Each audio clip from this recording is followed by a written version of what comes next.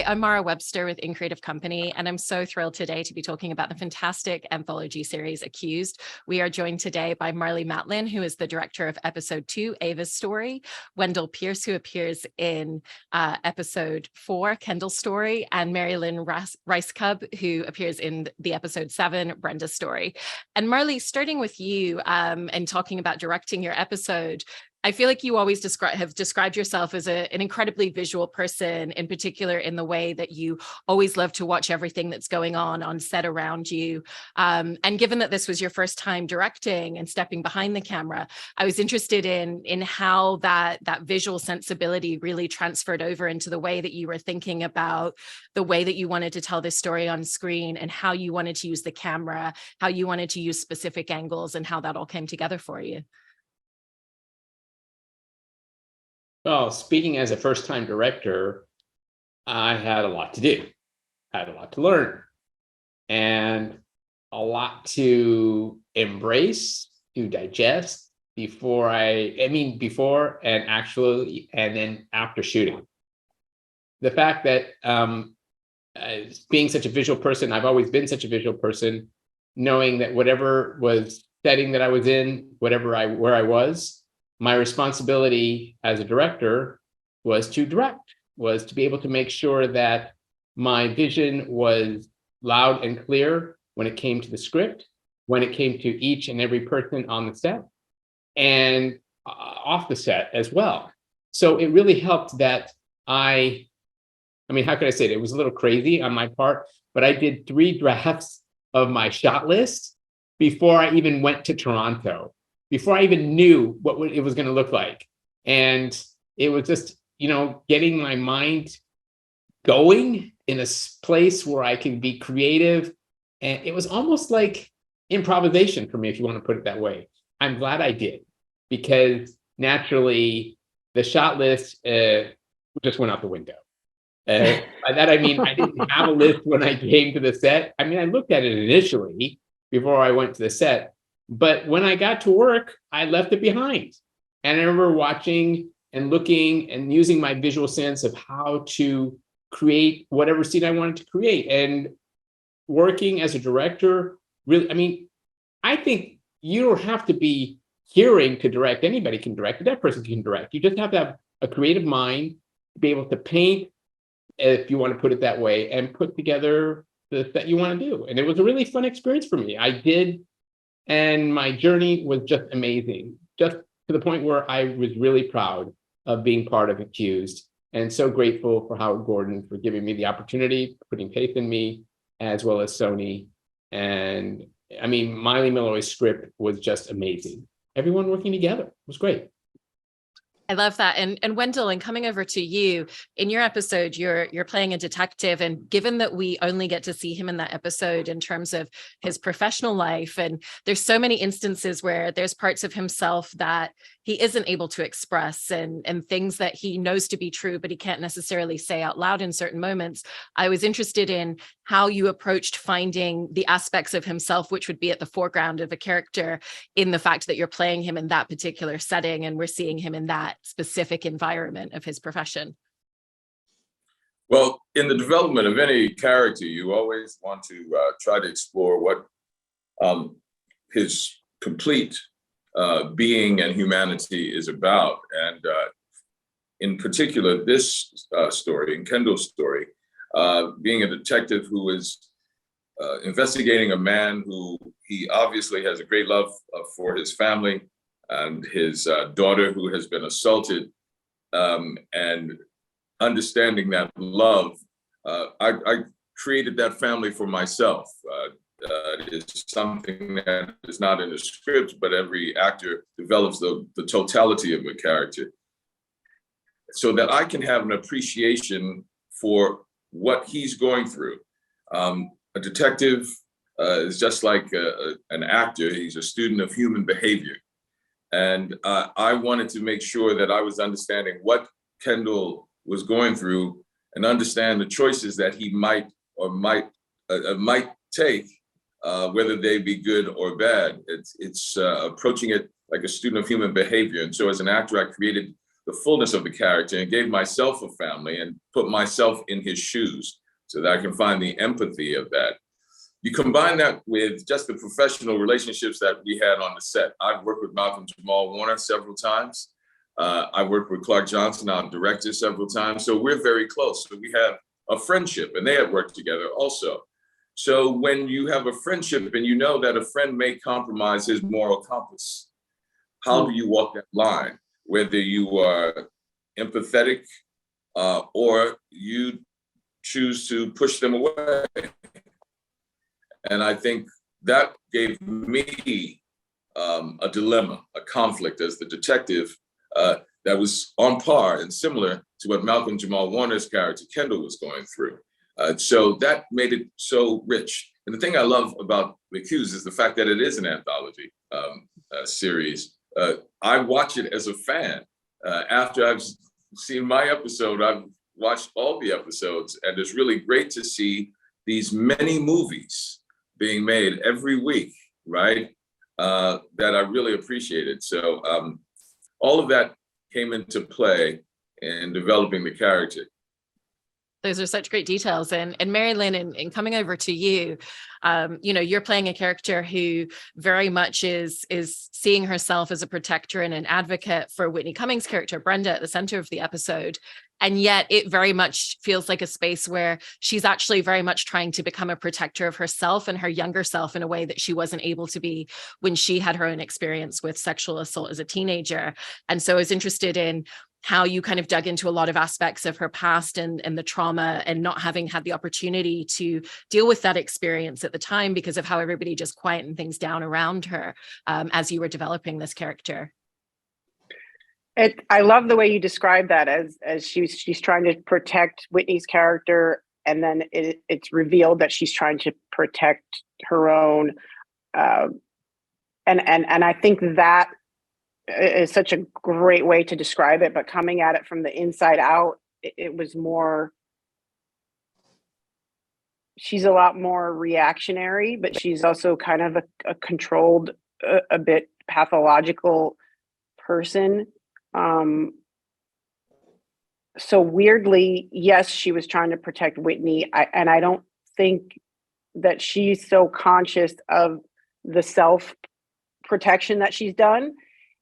And in a way, part of what she needed to do, because there's a conversation where Whitney's prodding her to like, well, if gently, because they're with each other and they have that solidarity with each other, which Tess, probably to a fault, gets Whitney in this little bubble and pushes everybody out. That's part of the, these lines that are blurred in this show where you're watching it going like, like probably not a good idea to, they're creating like a little 2-person cult and doing this trauma bonding. And it's like that line of Tess, my character, she does need to talk about her past. Obviously she did need to process it because she acted out, but it's like sort of watching her own denial of that. And then her willingness with Whitney to be able to, for the first time, maybe one of the first times she's ever admitted that she has been assaulted. But with Whitney's friend, her best friend, that this new person, me, is pushing away, the prism, the layers of this character, because then I say to him, well, you wouldn't understand, Meanwhile, I'm in denial about my own experience, and there's so many weird layers to it, because Whitney says to me, well, you can go after people online, and I say, yeah, well, that's not real life. And then you have this my character who ends up acting out in a very irresponsible way. So a lot of my approach was finding where she was at to, react. And she assaulted him, and she violated and physically harmed, so it's just perpetuating this. It was, I hate to admit it, but a lot of my approach was having this visceral, I hate to use the word revenge, but is she trying to protect Whitney? Yes, but she's also attacking the attacker, and that's these lines that this show explores so beautifully, because you're watching it going like, I get it. I want him to get his, you know? So for me, it was like finding that point in her where she's willing to take it there, and she's not thinking of the repercussions. She's only thinking of, she wants it to stop, and it becomes irrational doing that. Absolutely. And Marlee, in coming back to your episode, one of the things that I love about the visual storytelling and your directing style is how often you bring us into the central perspective of Ava, who's the main character. And there's a lot of intimacy with the camera work, or even moments where you very specifically have the rest of the dialogue and the sound drowned out so that we see her perspective of being in the courtroom without any interpreters and people speaking to her, or the moment in the birthing scene. And so how did you set about making sure that there were always these moments where it's very much the story from her perspective, as well as moments where we kind of need to pull out a little bit and see the whole perspective of every character? That's exactly what I try to do. I wanted to be able to have the audience have both, the best of both worlds, if you want to put it that way, in the episode. To be able to see the deaf perspective, obviously, meaning because, I mean, we can't hear clearly when it comes to everything that's going on around us without the benefit of access. So, you know, for example, in the hospital scene, there was no interpreter available. And so we wanted to, or I wanted to portray her point of view so that the audience could understand what Ava is going through at that particular moment. Then to be able to create the noises that you as hearing people can hear, to bring both worlds together. I wanted the entire audience to be able to identify with each and every level that takes place in this episode. And also, I mean, there's a lot of information that's in this episode that I wanted to touch on, that had to do with communication and the lack of, you know, the communication deprivation, the journey of Ava as she grew up and why she had to fight so hard on behalf of the baby that she birthed as a surrogate, why she felt the necessity to kidnap the baby, because it was based on her own experiences and reacting on those. There's so many things that I wanted to touch on that showed both perspectives. And I was very, I mean, I can say, as I mentioned, one of my shot lists had a scene where it started the scene with the courtroom and Ava is being asked to testify. And I wanted to focus on the hands themselves, because of the fact that we can't hear her emotions, but I wanted the audience to be able to see the emotions as she told the story with her hands in her face, to be able to focus on the hands, to look at the perspective, and then use the hands to then pan up to the audience or the courtroom audience. Be able to, I mean, I think I wanted to display that opportunity to show both worlds. So that was one technique that I used. And Wendell, and coming back to your character as well, there's elements of previous guilt at play for him. And he talks a little bit about having felt like a bystander in a previous case where a white cop that he worked with killed a young Black man. And I was interested in how that really impacted and affected some of the moments in scenes for you, particularly in this journey where he starts to see the possibility that if he doesn't step in and he doesn't do things, that this case could go in a direction that it shouldn't, you know, even though he's kind of like watching someone go through court motions and kind of very much the law is against him, and he's got friends testifying against him, but he sees that there's an opportunity to potentially draw outside of the lines without us ever knowing if he's fully going to or not after the episode. Yeah, that was the great thing about playing the role. With all of these stories, there's the moral ambiguity that is so much a part of life, where we have to examine what's our contribution to this dysfunctional paradigm, right? And that's the profound question that he has. An African-American officer who understands that there's tensions between law enforcement and his community. Most, in research that I've done in the past, most African-American police officers become police because the crime that disproportionately is affecting their community does not reflect the 99% of the people who are in the community. And they actually want to become law enforcement for them, to make sure that they are protected, to eliminate that 1% that is causing most of the hardship in communities of hardworking, law-abiding people. And in doing that, you have a fervent belief in meritocracy. And my character believed in that meritocracy so much that he would fall in line with the system that he's in, the law enforcement system that he's in. And it's because of that belief that he was rigid in his choice of not speaking out when he saw someone go outside the lines. He felt an obligation to the system. And therefore, this young Black man is killed and he doesn't step up. And there's a guilt that weighs on him about his inaction, that his fear of losing the very thing that he worked so hard to attain, this life of being a police officer, could be lost. And that's the history that he comes to this case, where he sees a man whose daughter has been assaulted, who then takes out vengeance.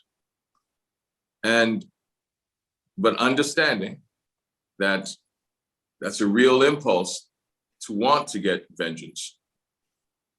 But understanding also that we have to try to live within some sort of structure, and that he was pulled by his friends to actually make a wrong choice. But that ambiguity is such that he understands and is empathetic for Kendall and says, I will work to try to make this right and redeem it. And that is all wonderful stuff to play, just wonderful stuff to play in so many different ways, to be the hard-nosed investigative police officer, or to be the empathetic public servant who understands a man whose daughter has been assaulted and try to help him. And that variance is what gives an actor an opportunity to play. And I think that that's exactly where the conflict and the drama of our episode was laying, and we took full advantage of that. That's really great. And Mary Lynn, I wanted to ask you about filming the scene where your character confronts Zeke, who is Brenda's attacker, because I think there's a lot of different levels and spaces to which you could play a scene like that. And it's a very complex scene, you know, with everything that you were talking about in terms of your character before that's at the foreground, and even just the way that she kind of quietly approaches without him realizing that she's there, the fact that it's very premeditated and we see that, and then what emotional space she's in when she actually carries through this action that she's clearly been thinking about for a while. And so I was interested in how you found the different emotional calibrations and levels to which you wanted to play a scene like that. Yeah, and I was really relating to what Wendell was saying about the meritocracy and, you know, the way things should be, and you know, from a very different vantage point from the character that I played, but then also the wonderful opportunity that obviously I can't act out what my character did in real life.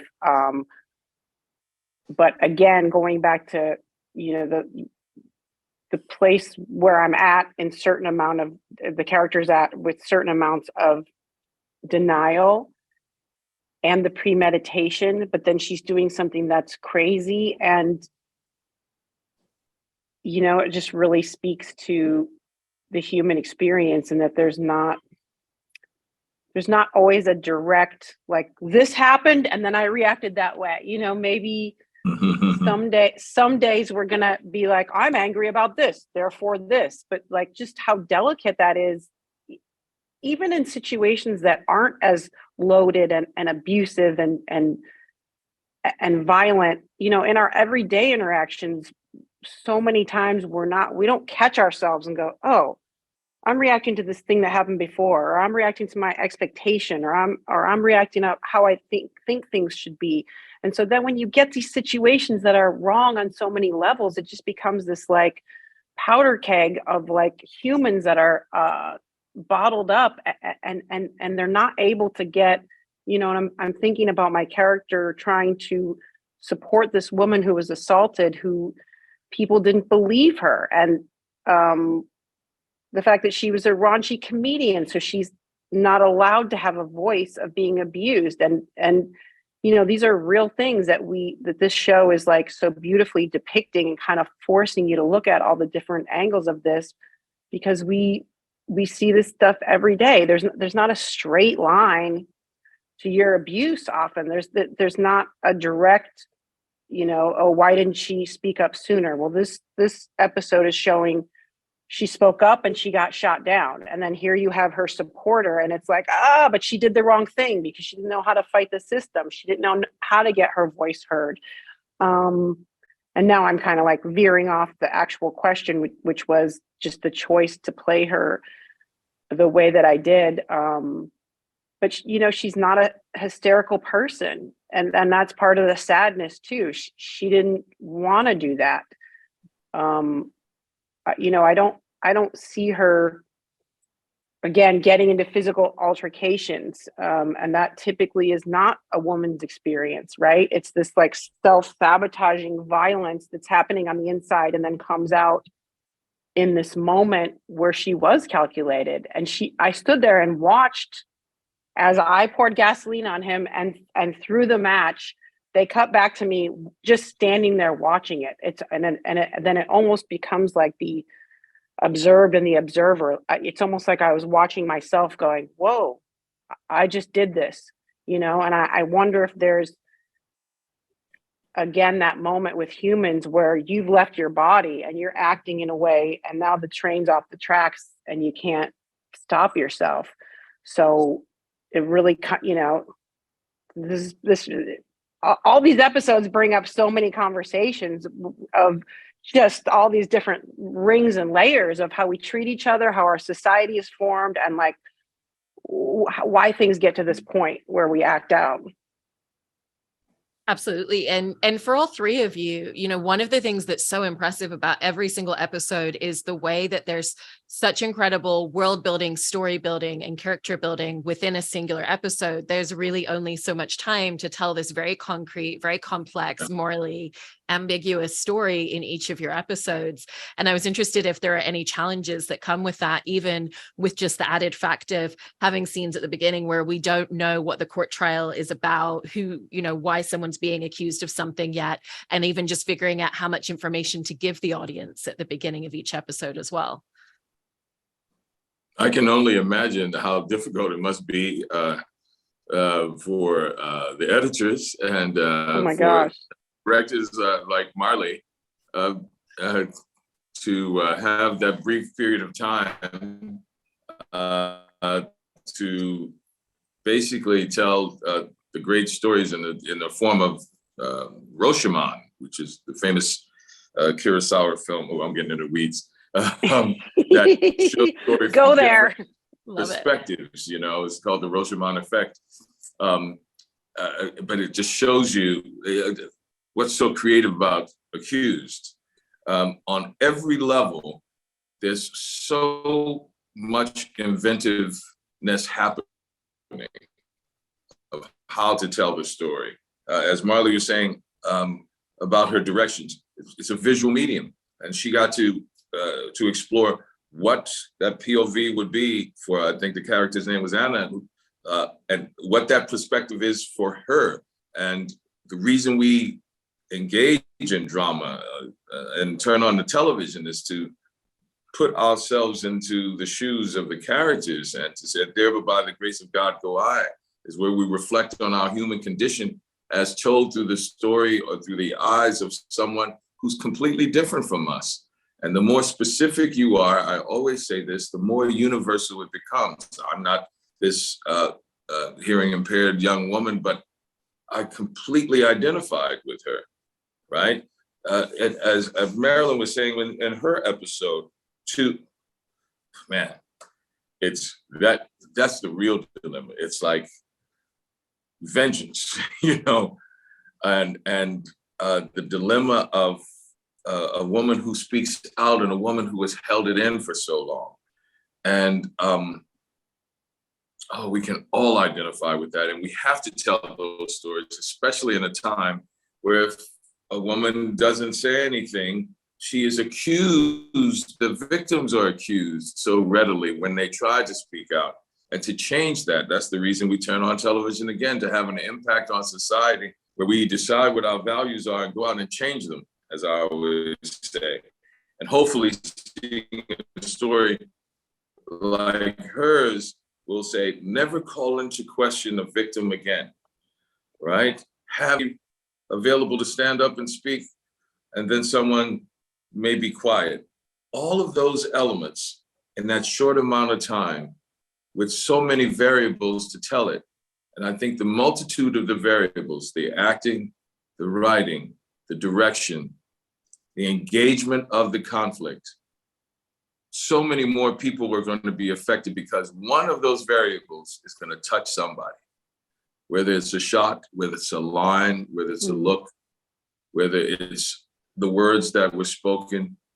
Somewhere along the line, the multitude of variables will affect multitudes of people.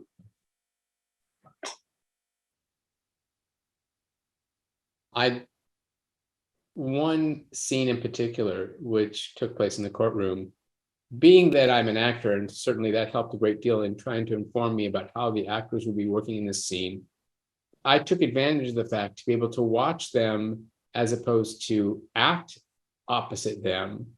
As a director, I got to observe each and every process that they went through in each and every take, understanding though that I had time constraints, knowing that I wanted to take advantage of all the limited time that I had to be able to give the actors the opportunity to do whatever they felt was right for the scene, or whatever, to reject what was wrong for the scene for them to do. But Wendell, you're right. When I experience as a deaf woman something, I use that to inform what Ava decided to do in a scene. And again, going back to one scene, I would watch in the courtroom with an eye of watching the father of the deaf baby, watching how he reacts, Aaron Ashford, watching with the shot that I chose, and to immediately, what happened was that I began to cry. I actually bawled because I understood exactly where it was coming from, because it was an experience that I had growing up as a deaf person with hearing parents. So it was an amazing moment where I actually lost it.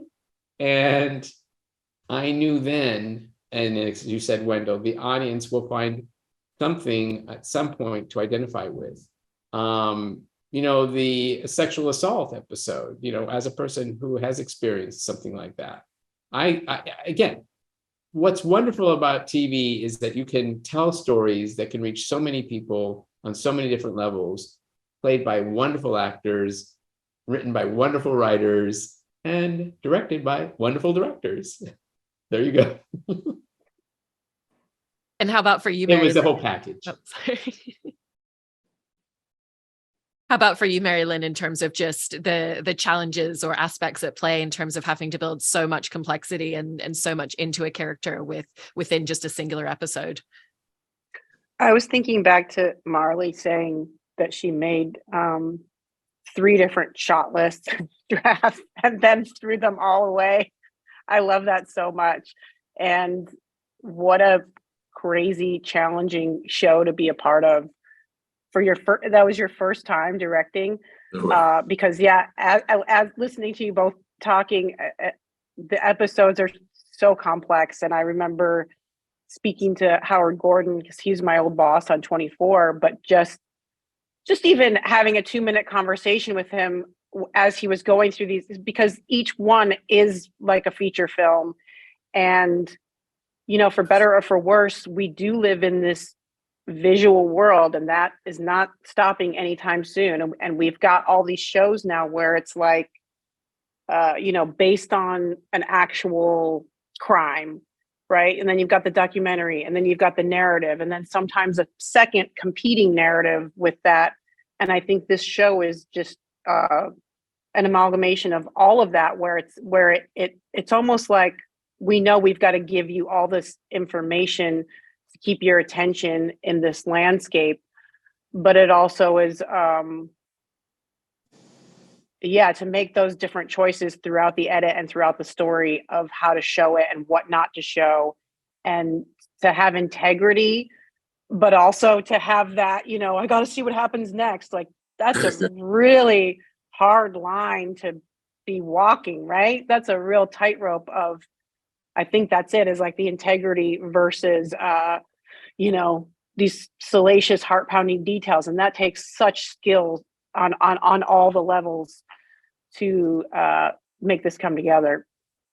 This may be really going down into the weeds, but when the Three Sisters was first done, Chekhov play in Moscow, there was an expression that said, that went around town. It was so popular. They said, let's go see how the sisters are doing. And it implies that before the curtain rose, there was life, that they were living this life. And after the curtain came down and the play was over, after the play was over, there was life, that the lives of the characters went on. And that's what I really get from the sense of all of these episodes. Friends have approached me and said, wait, are they going to do a follow-up? I got to know what happens, right? What happened to her? What happened to him? It's this moment in time that's so complex, that sparks so much interest, and people want to know what happens to the people after this major event in their lives, which that's what I liked about this being an anthology series as well. They all want to know what happened, what happens next. With everything, which is great. It's almost like there could be spin-offs on all these different characters, points of view. I like that. I like that idea.